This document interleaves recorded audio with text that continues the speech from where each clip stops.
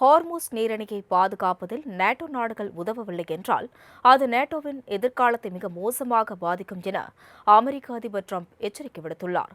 இது உலக நாடுகளுக்கிடையே அச்சத்தை ஏற்படுத்தியுள்ளது. மத்திய கிழக்கில் நடப்பது என்ன என்பதை விவரிக்கிறது இந்த செய்தி தொகுப்பு.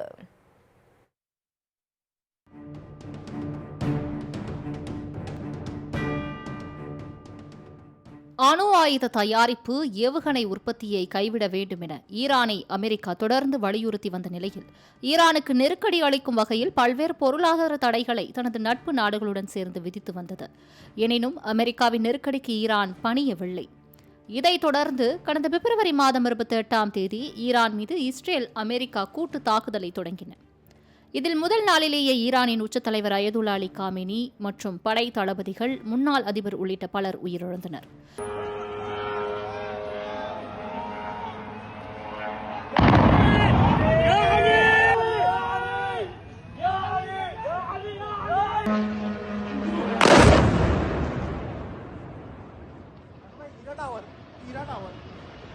இதனையடுத்து பதிலுக்கு இஸ்ரேல் மீதும் வளைகுடா நாடுகளில் உள்ள அமெரிக்க தளவாடங்கள் மீதும் ஈரான் ஏவுகணைகளை வீசியும் ட்ரோன்களை செலுத்தியும் தாக்குதல் நடத்தி வருகிறது. இதனால் மத்திய கிழக்கு ஆசியாவில் கடந்த 2 வாரங்களாக பதற்றம் நிலவுகிறது. உலகின் 20% கச்சா எண்ணெய் கப்பல் போக்குவரத்து ஈரான், ஓமன் இடையேயான ஓர்மோஸ் நீரிணை வழியேதான் நடைபெறுகிறது. இஸ்ரேல், அமெரிக்க தாக்குதலுக்கு பதிலடியாக ஓர்மோஸ் நீரிணையை மூடுவதாக ஈரான் அறிவித்தது. இதையடுத்து ஈரானின் தாக்குதல் அச்சத்தால் அவ்வழியே கச்சா எண்ணெய் கப்பல்கள் செல்வதில் சிக்கல் நிலவுகிறது.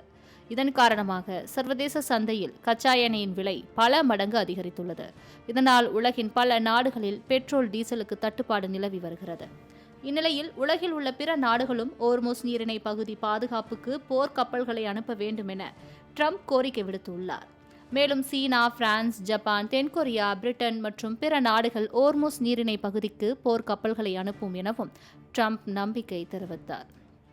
குறிப்பாக ஹார்முஸ் ஜலசந்தியை திறக்க நேட்டோ அமைப்பு உதவ வேண்டும் என்றும் அங்குள்ள கப்பல்களுக்கு பாதுகாப்பு தர வேண்டும் என்றும் கோரிக்கை விடுத்தார்.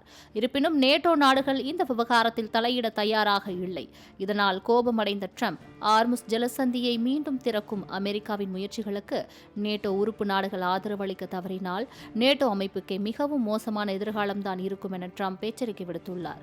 இந்நிலையில் இந்த மாதம் இறுதியில் சீனாவின் அதிபர் ஜி ஜின்பிங்கை ட்ரம்ப் சந்திக்கவுள்ள நிலையில் ஹார்முஸ் விவகாரத்தில் சீனா தலையிட்டு உதவவில்லை என்றால் இந்த சந்திப்பு ரத்து செய்யப்படலாம் எனவும் ட்ரம்ப் குறிப்பிட்டுள்ளார். வளைகுடா பகுதி எண்ணெய் இறக்குமதியையே முழுமையாக சார்ந்துள்ள சீனா இந்த விவகாரத்தில் தலையிட வேண்டும் எனவும் ட்ரம்ப் கோரிக்கை விடுத்தது குறிப்பிடத்தக்கது. நேட்டோ என்பது கூட்டு பாதுகாப்பை வழங்கும் நோக்கில் வட அமெரிக்கா மற்றும் ஐரோப்பியாவை சேர்ந்த 31 நாடுகளின் இராணுவ கூட்டமைப்பாகும்.